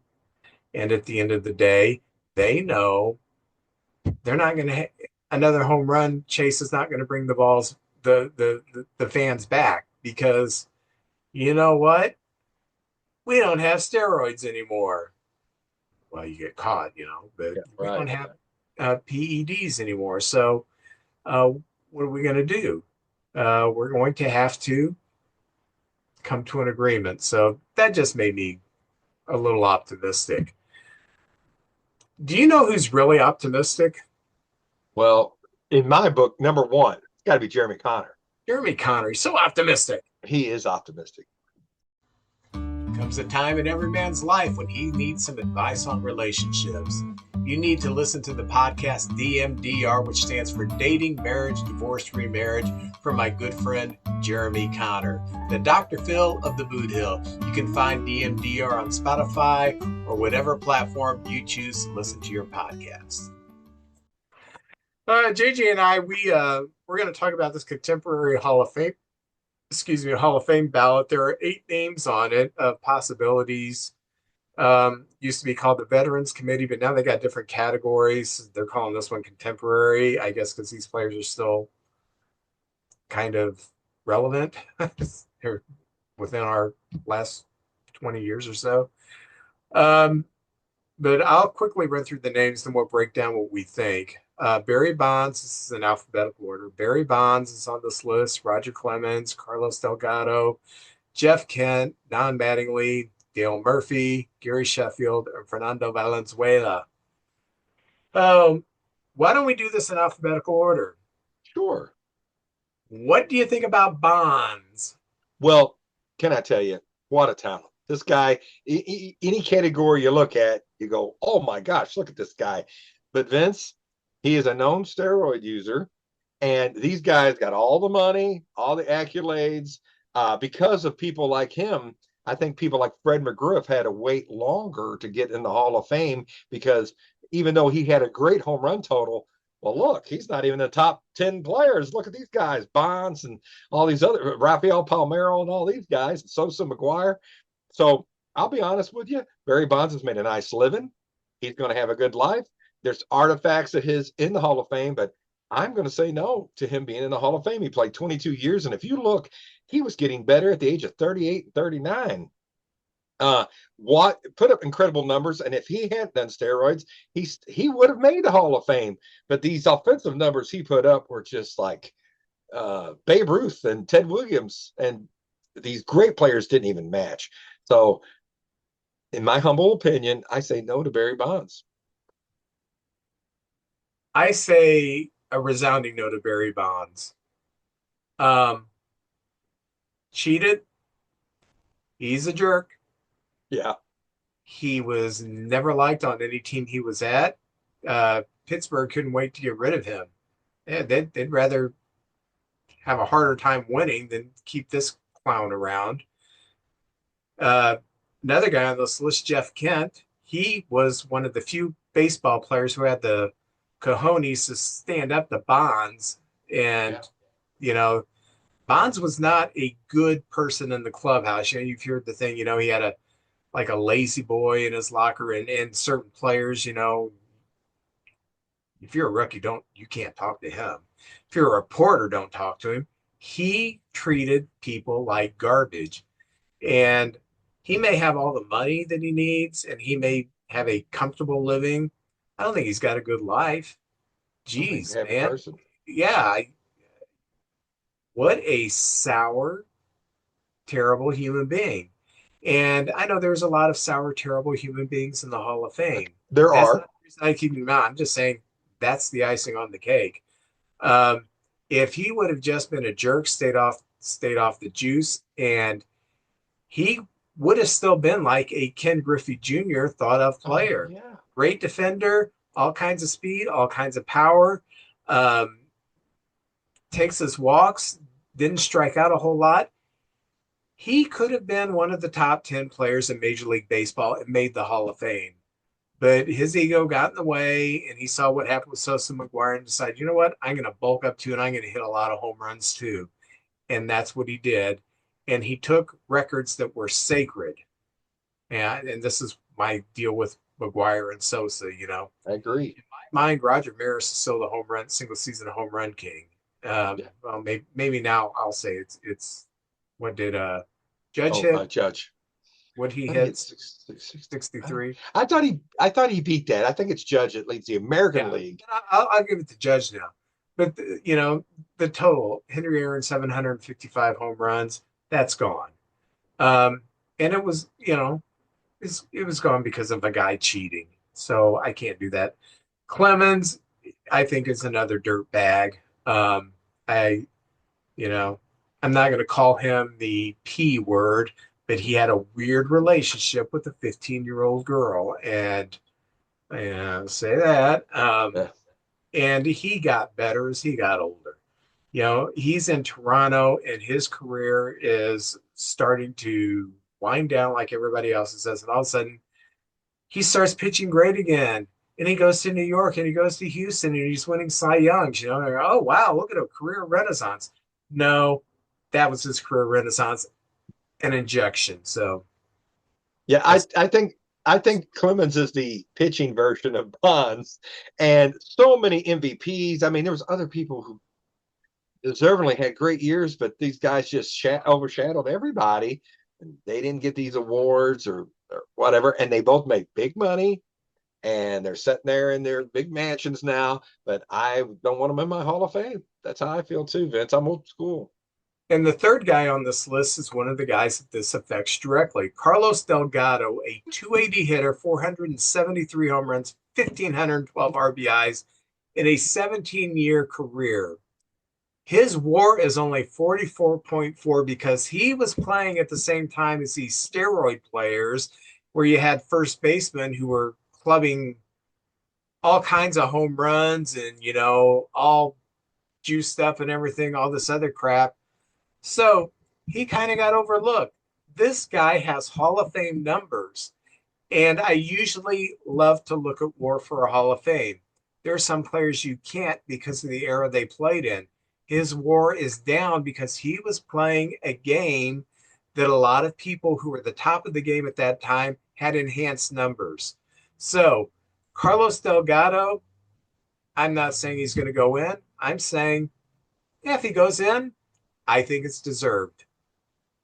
Vince, I'm with you. I think on this list, at the most, there'll be two that get in. Delgado, a very good player, always was a fan, 17 seasons. I put him, and now his home runs, that is incredible, 473. Everything else, though, he had like a 6-7 year window where he was great. He was he was just good the rest. So I think he's borderline. There's so many guys that are just borderline. And if he goes in, I will not be disappointed. I can see that. Yes, 473 home runs. 2,038 hits and a 280 batting average. 280 batting average is pretty good. And he was a Clemente Award winner, and I hold that high. He really he represented baseball very well, and 3 times Silver Slugger, 2 All-Star games. I always think, and again, that's the error, like you said, Vince. He was up against McGuire and all these other Rafael Palmeiro, all these guys, and he just sort of got pushed to the side because they got all the attention. So if he goes in, I'm fine with it. I just think he's in the hall of really good. That's where I would put him. The fourth player on this list, I think, will get in. Me too. Jeff Kent, I know he was prickly, Yeah. which is why he stood up to Bonds, because he's got the same kind of personality. But Jeff Kent made teams better. He made them winners. A 290 career hitter, second baseman, wasn't the biggest guy in the world, still slugged 377 home runs, 1,518 RBIs, a 55.4 WAR. Wasn't the greatest defender in the world. But when I look at him in those offensive numbers, they're better than Sandberg. Sandberg's in the Hall of Fame, and I know Sandberg won like 82 Gold Gloves. But Jeff Kent, I think, will be one of the ones that get in.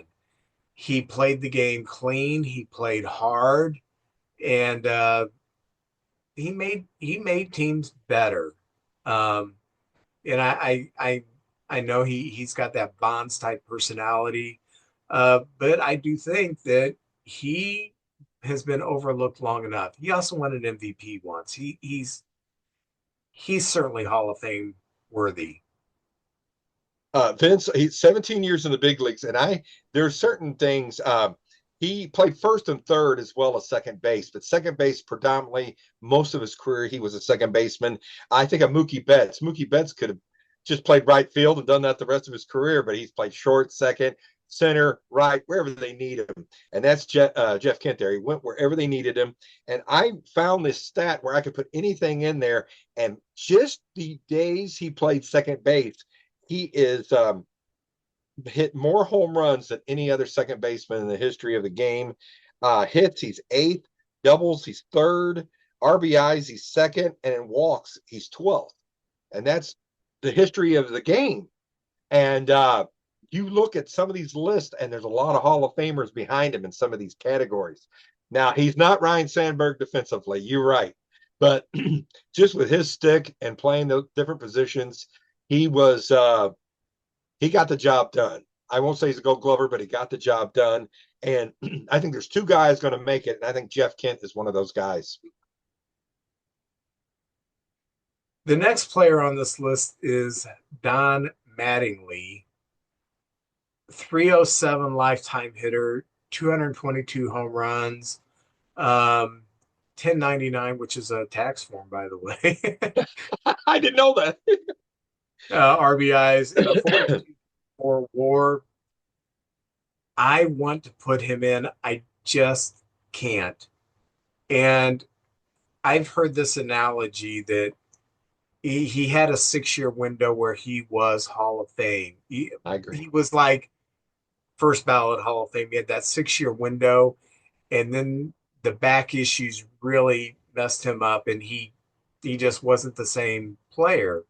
He was still productive, but he wasn't the stud that he was.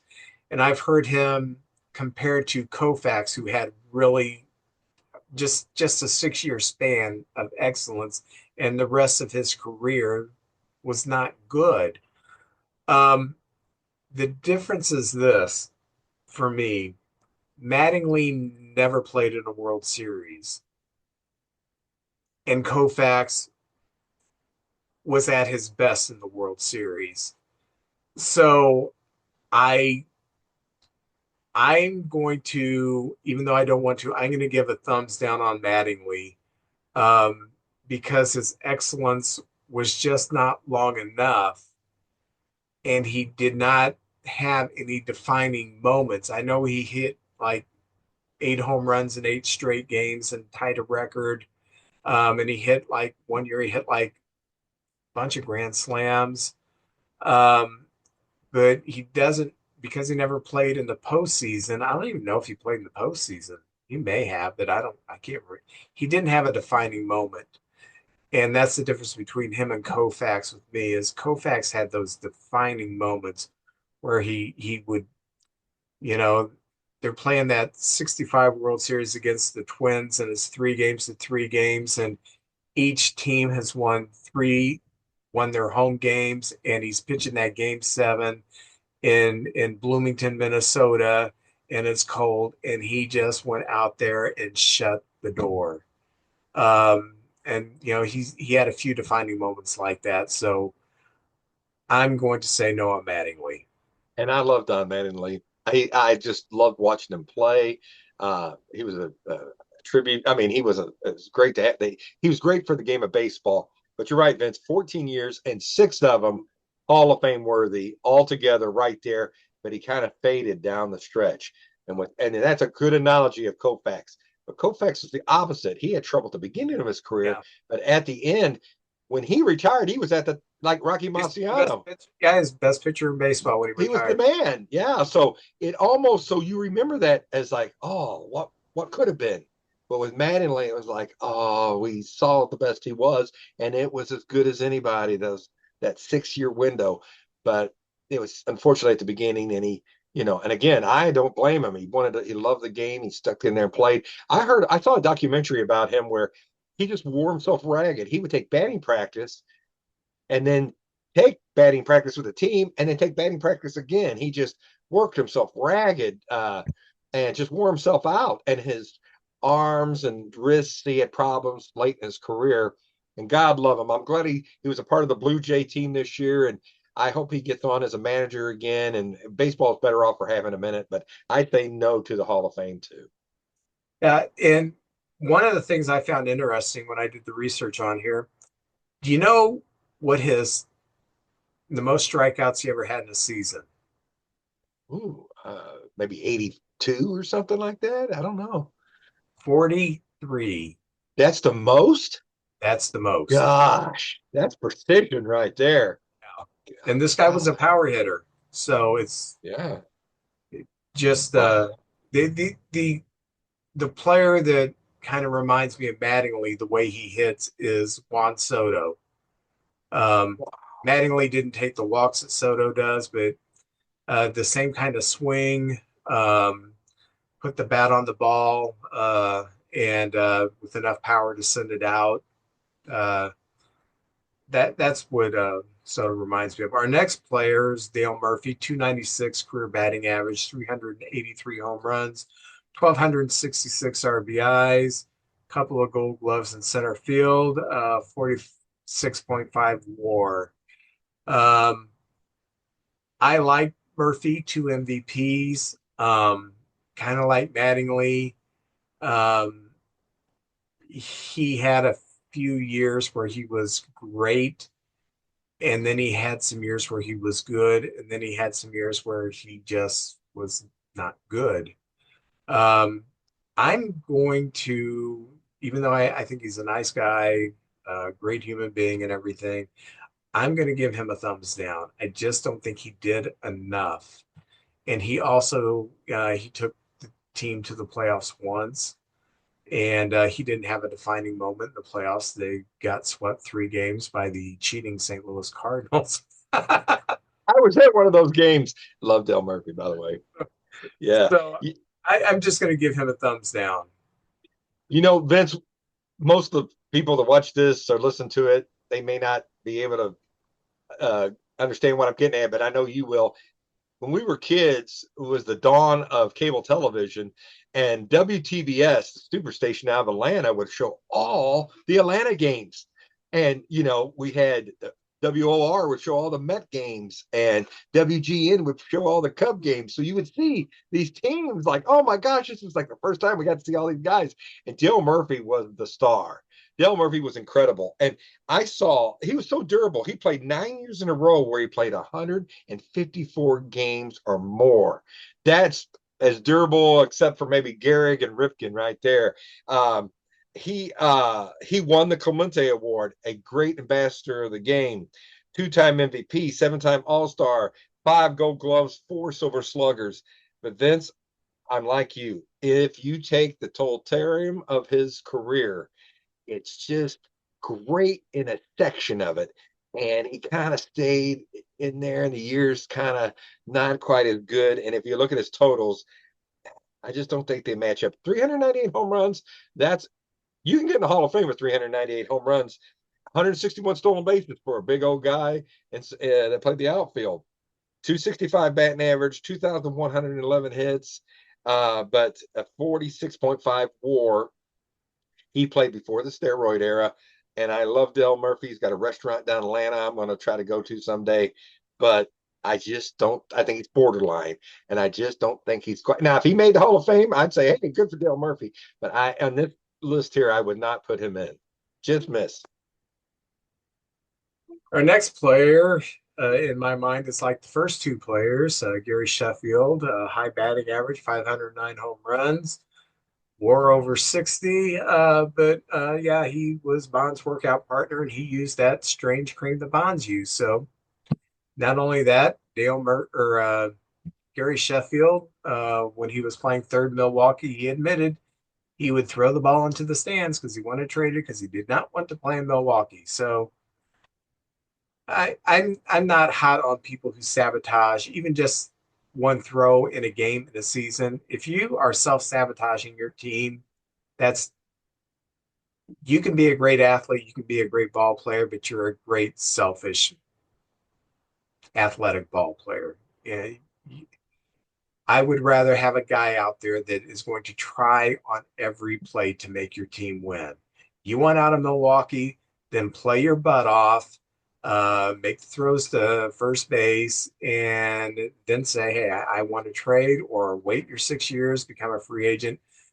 Don't do something like that to get yourself out of there. And I know Gary Sheffield had a great bat, and apparently he's changed his ways, and because eventually every turd finds God. I did. But I just can't put anybody who's got steroid issue in there. Vince, I did not know that about Gary Sheffield. The steroid was associated with him. I didn't know that. I remember the people that went to Congress and talked, and I remember Palmero and Sosa and McGuire and Clemens and all those guys, but I didn't know about Gary Sheffield. And I just thought, some of these athletes have been catered to their whole lives, and they're spoiled rotten. I mean, I went to school with some people, probably 5 or 6, that were just spoiled rotten, and I mean, they just did whatever they wanted in school and all that, and they were just immature. And as they got older, they all kind of came around. And I thought that about Gary Sheffield. I was looking at stats. Now, if he did steroids, I say no way. So I was looking at his hits, his WAR, his home run, 509 home runs, and batting average of 292. I do know what he did in Milwaukee, and that was classless. But I don't think he would have done that at the end of his career. So I know. But if he did steroids, I'm going to say no. But so originally I had said yes, but I'm going to say no to Gary Sheffield too. Then. Yeah, that's why he's never come close to the Hall of Fame with these numbers because he's got the steroid thing over him. He had the fastest bat I ever seen. He kind of wiggle it and have it pointed. He was a freak athlete. He was a great I would have been fearful for talent. my life with him at the plate and me pitching. I would have been fearful that he would hit a line drive back at me. But yeah, he cheated then. Finally, we have Fernando Valenzuela, 173, 153 with a 41.4 WAR.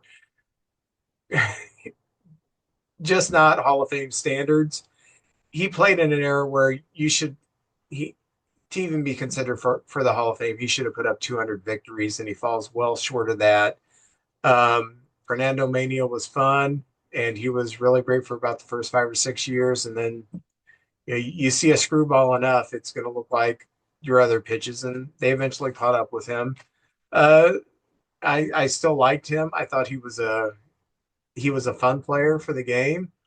And at the age of 19, to be from a small town in Mexico and then to be pitching to sellout crowds at Dodger Stadium, chanting your name, you've got to be built in a special way, and he certainly was. So, but I'm gonna have to say no. Yeah, I'm saying no too, Vince. 6 great years out of 17 seasons. He was more like a spectacle, like Mark the Bird Fidrix or somebody like that. That oh my gosh, check this guy out. He's different. He's unique. And Tim Lincecum, I think, was sort of like that when he came on the scene. Yeah. Like, what the heck? They call him the freak. I've never seen anything like that. His hand would almost go all the way to the ground when he pitched. And I mean, it's great for the game. It's an attraction and all. But Hall of very, very good. His name, everybody knows the name Fernando Valenzuela, but not a Hall of Famer in my book.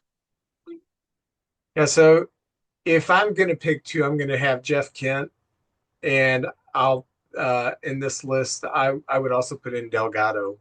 Those are the two I'd put in.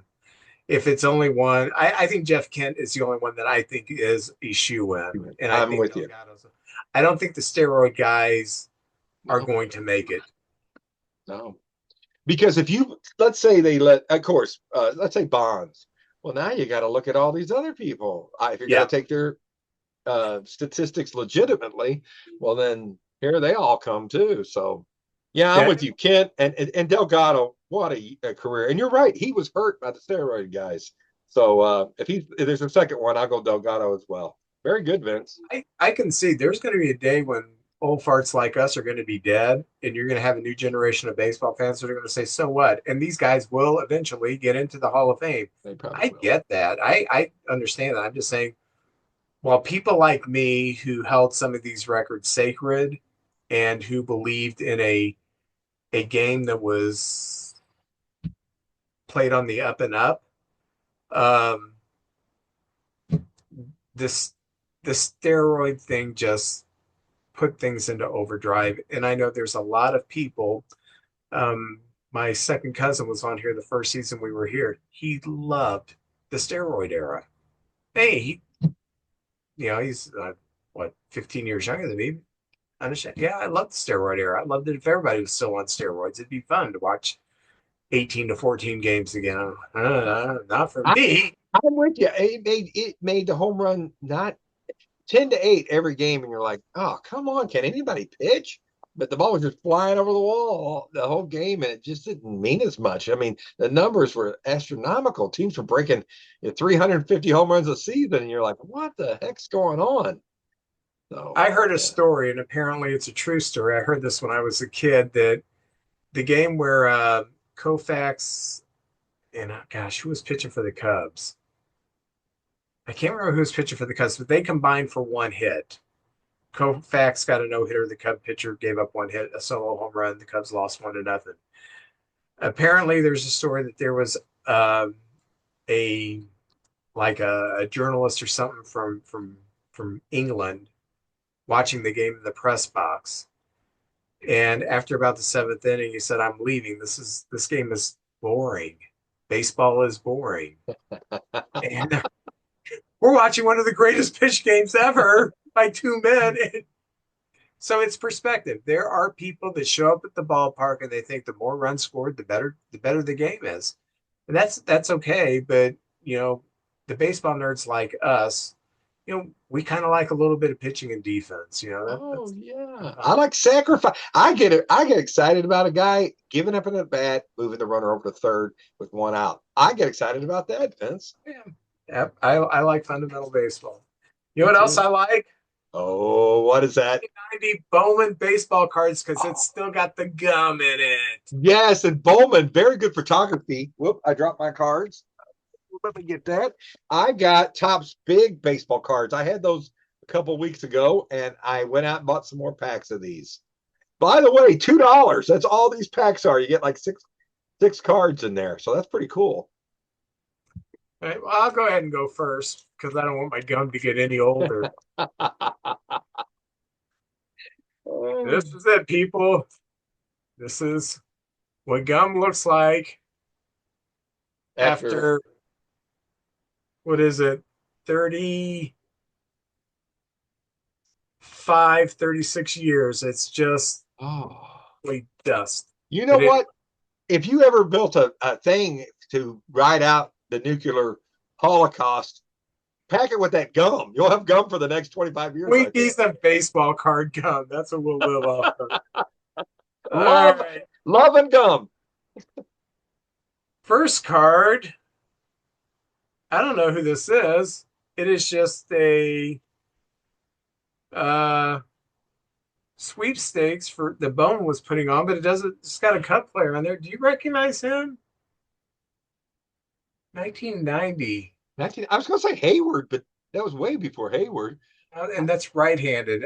Is it Walton, maybe? Johnston? I don't know. I don't know either. It doesn't say on the back? No, it's just got the sweepstakes.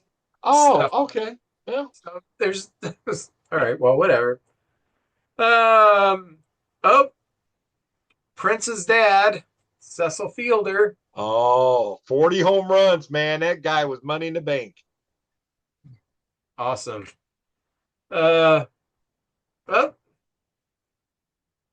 Griffey Jr.'s dad, Ken Griffey Sr. Hey, we got the dad's chap. Yeah, great player, man. Big Red Machine. Back-to-back World Series champions as well. And this is a weird coincidence. This guy is Kyle Abbott, who I'm sure has a kid too. So, whoa, yeah. These people with kids. Former Twin pitcher David West. Remember him? I remember him with the New York Mets as well. Oh, speaking of the Mets, former Blue Jay, John Olerud. Oh, yeah, he wore the hard hat even in the field. Yeah, he had a brain aneurysm in college, and so always wore that. Ricky Henderson didn't remember him, and they were teammates. And then later they ended up, and he said, hey, he used to play with the guy that wore that on the field. He goes, yeah, it was me. He didn't remember he played with Olerud. Oh, Ricky's great. Ricky is great. For the Angels, Gary DiSarcina. Oh, yeah, I remember him. Nice career. For the Rangers, also played for the Angels, and his nephew played NFL football for the St. Louis Rams, Mr. Gary Pettis. Oh, yeah. Very good. Fast. Former Red and most known for being a Yankee, at one time the heart and soul of the Yankees, Paul O'Neill. Yes. Played on those great Yankee teams that went to 4 straight World Series. He took great at bats. It seemed like he was always getting 6, 7, 8 pitches thrown to him per bat. For the Expos, we have Mark Gardner. Love that uniform. Yeah, I don't remember him, but yeah, he does. I think I got his autograph. Jeff Juden for the Astros. I remember him. I got his autograph too. Jeff Juden. Double J. Double J. Yeah, Jeff Jarrett. For the Athletics, talk about a guy who had a short window of greatness, pitcher Dave Stewart. Oh, yeah, the death stare. 4 20-game seasons in a row. Dave Stewart. Astros center fielder Eric Anthony. Oh yeah. Wasn't there Eric Anthony and the Imperials? It was like a 50s doo-wop band. Little Anthony. Little Anthony. Little Eric Anthony. For the White Sox, Dr. Longball Dan Pasquale also played for the Yankees. He looks like he's all business. No nonsense, Dan Pasquale. Oh, yeah. Well, when you're a doctor. Yeah, that's right, Dr. Love. Former Royals closer. I used to like him when I lived in Kansas City. I saw him pitch many times. Good closer, just a short career, Jeff Farr. I remember him. That's what I got. Nothing great, but hey, it's baseball cards. Well, these cards have the little cartoons on the back and tell you a little bit something about the players. The first one I have, me and you both like this guy here, playing with the California Angels at the time, Chili Davis. Oh, yeah. Oh, Chili Davis. There he is. He's back again. And on the back, there's a picture of him in a chef's hat, and it says, Chili loves to cook. It is an off-season activity he likes to do. So keep that in mind. If you go by Chili's house, have him whip you up a casserole. I don't know what the hell I'm talking about here, Vince. I'm getting loony.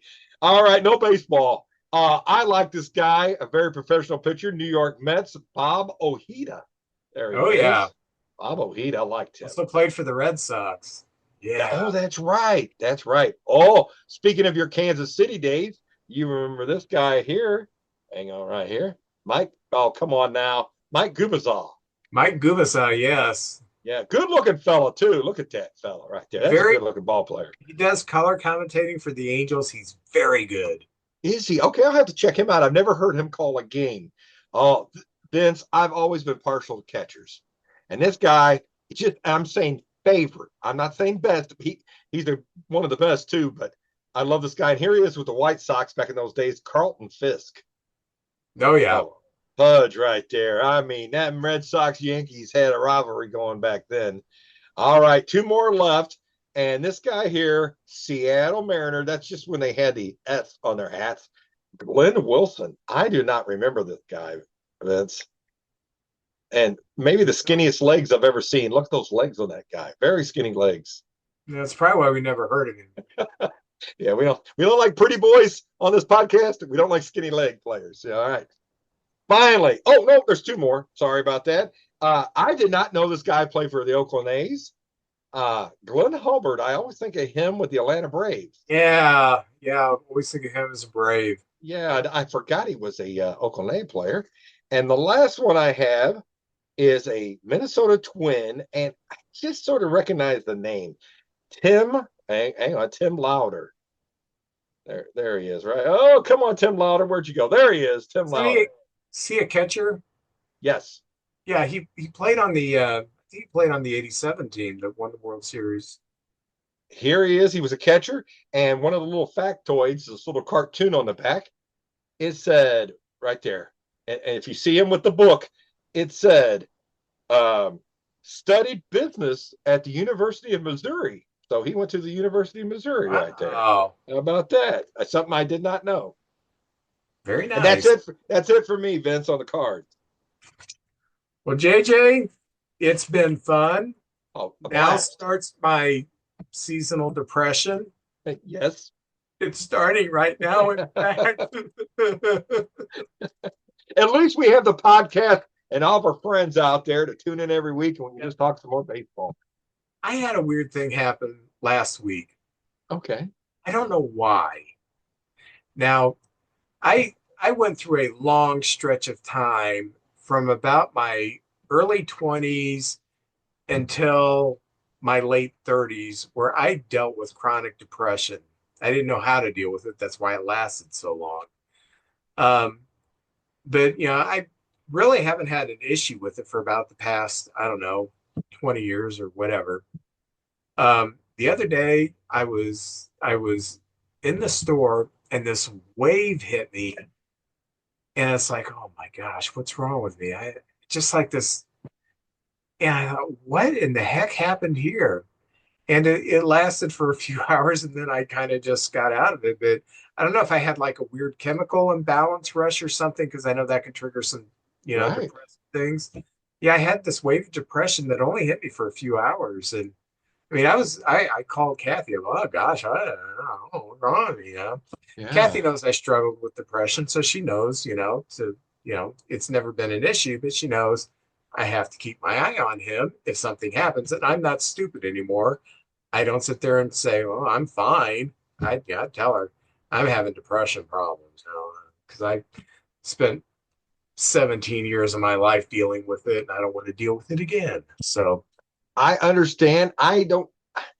I get very melancholy, and people. I have such good friends. And some of them have passed, and Vince. I don't know. I went through some things, and I just. It seems like music helps me get through things. But Faith will say, "Oh no, he's in one of his moods," and I'll get tearful and everything. And sometimes I just need to. I don't know. Put on a little air supply or something to get me through it. I cannot sing at all. I can't. But Me when neither. Kathy and I were dating, I would sing Air Supply songs to her. You're the only woman in the world to me. Oh yeah, yeah, Every woman, oh, would you shut up? We don't have one of these yeah. flowery romantic type relationships. We ain't like that either. We have a very practical relationship. We love each other. We have a great time together, but we're not the oh cuddle with me on the couch and like get out of my space. I have a I have a cat on my lap I already have to contend with. I don't need your big head lying on my lap. I know exactly what you're talking about. I'm my wife. I'm her fan club. I just think I outkicked my coverage. She's way out of my league. She's so smart, and thank God the kids got some of that. But man, I've been blessed with her. So yeah, but we're not holding hands walking through the supermarket. Oh, look at that. We're not that kind at all. I'll tell one more story. Please, please. Kathy's first husband, he had issues, depression, alcoholism, stuff like that. That's some issues. And so they were married, had Rebecca, and he just went off the deep end, and he's still off the deep end. So they were going to marriage counseling. And he actually told the marriage counselor, she tricked me into thinking I was happy. That's a talent, man. Yeah. Oh, wow. Anyway, Oh. well, JJ, we will see you next week, okay? I'll see you next week, and I'll let you know about Chris Lodike too. I'll talk to him probably Friday or something like that. Make sure he's going to come on. Okay. And remember, people, give us your top three uh, um, Free agent signings. free agents and how much you think the contracts are going to be. That's very simple. All right. Have a good one.